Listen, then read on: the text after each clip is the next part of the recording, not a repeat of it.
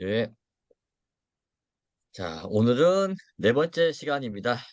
그동안 고생하셨고요. 오늘 이야기해볼 주제는 최근에 주주연대를 만들고 주주연대에서 회사에게 여러 가지 제안을 하고 요구를 하는 경우가 많아져서 그러면 주주 제안을 언제까지 해야 되냐에 대해서 한번 이야기를 해보려고 합니다.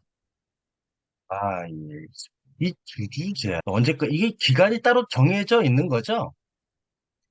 주주 제안 같은 경우에는 명확하게 법으로 작년 주총일 기준으로 6주 전을 따져야 되도록 되어 있고요. 서면 또는 전자문서로 내야 되고 주주 제한을 할 수 있는 주주는 3%, 지금 당장 3% 이상을 가지고 있거나 아니면 6개월 전부터 1% 이상을 보유한 주주에 한해서 주주 제한을 할 수 있습니다.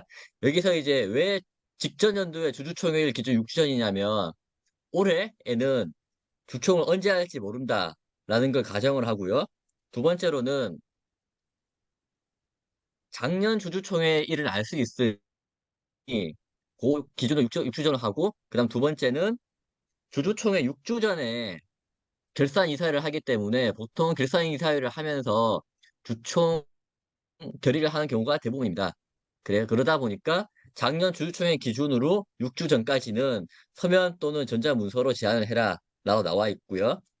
대신에 회사는 거부 가능한 몇 가지 조건이 있는데 첫 번째는 3년 이내에 주주 제안을 한 내용이 있었는데 주총회에 가서 10% 미만의 찬성으로 부결된 내용은 다시 하기 없다라는 거 하나. 두 번째는 이번 중에서 임기가 남아 있는데 해임을 한다, 해임 청구를 한다라는 건 불가능하게 되어 있습니다.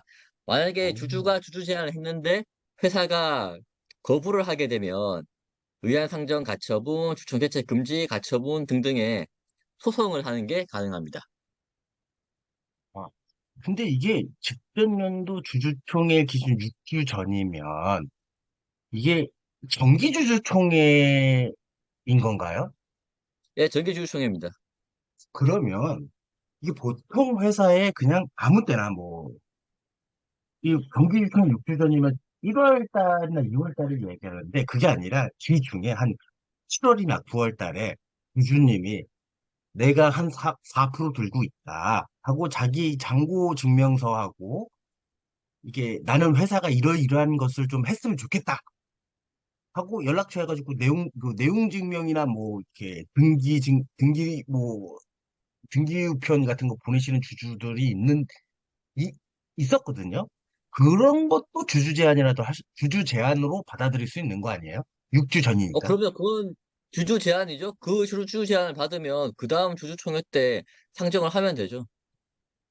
근데 그 6주 전이 한 달 전이든 5개월 전이든 6주 전이니까 받아는 주되 적격 요건이 이 사람이 3% 이상 보유를 했거나 이게 이제 자기 잔고증명서보다는 이제 실질 주주명부를 끊어와가지고 이제 하는 것과 또 6개월 전부터 1% 이상 보유했다는 거. 실질 주주명부 보면 기간이 나와 있으니까 실질 거기에선 매달 해서 가지고 매달까지 지금까지 보였다는 게 나을까 고 1% 요런 거를 증빙을 소장으로 했을 경우에만 공시가 나가는구나.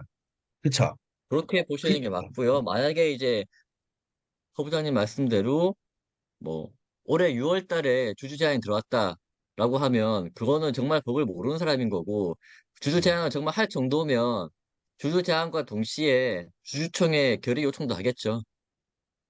그러니까 나는 이런 주주인데 요런 거를 좀 상정을 해주고 그럼 상정하려면 주총도 좀 열어놔라. 그리고 어차피 나는 이제 3%나 내 지분이 좀 된다 하니까 그렇겠네요. 그러면은 언제까지 해야 되는지 좀 자세하게 나와 있네요, 여기에. 예, 사법 시행령을 보시게 되면 이제 주총 6주전까지 해야 되고 그리고 이제 이렇게 거부를 할 수 있다라고 나와 있는데 보시는 것처럼 10분의 100분의 10, 10% 미만의 상승밖에 못 얻어서 부결되면 3년 내에 할 수 없고 그리고 주주 개인의 고충에 관한 것 주가를 올려주세요. 차 사주를 사주세요. 이런 거 안 됩니다. 그리고 소수주주권에 관한 내용 같은 경우에는 그 소수주주권에 해당하는 어떤 주식을 갖추고 이야기를 해야 되는 거고요. 임기 중에 있는 임원은 해임할 수 없고, 그리고 그런 게 많이 나옵니다. 최근에 보게 되면 그냥 아무거나 막 내는 경우가 많아가지고, 주가를 일부러 억누르고 있으니 CFO를 바꿔주세요라든지, 사업 능력이 떨어지니 대표이사를 바꿉시다라든지, 이런 거는 안 됩니다. 그 대표이사를 바꿉시다는 그 4번 아니에요? 임기 중에 임원의 해임 아니에요? 근데 이제 임기 중에 임원의 해임이긴 한데, 저런 거 낸 사람들이 뭔가를 따지고 그러지 않잖아요. 뭐가 될 거 다 내니까. 제 생각에 주주 제한하면서 IR 산업재 바꿔주세요도 올라올 것 같은데요? 그렇죠. 요즘에 근데, 주주연대에서 회사로 보내는 그 내용 증명 같은 걸 요즘 좀 여러 회사에서 저한테 보내서 같이 좀 논의하자라는 경우가 몇 번 있었는데, 보게 되면 법을 제대로 검토했나 싶을 정도로 근본이 없고 아무거나 막 적어 놓습니다. 특히 이제 문제가 되는 건 자기들이 뭐 십몇 프로의 주식을 가지고 있다라고 하는데, 그거는 이제 실제로 따지고 보면, 어떻게 보면 주주 10%를 가지고 있는 게 아니고 자기네 플랫폼을 이용하는 사람이 10%다, 이런 경우도 많고요.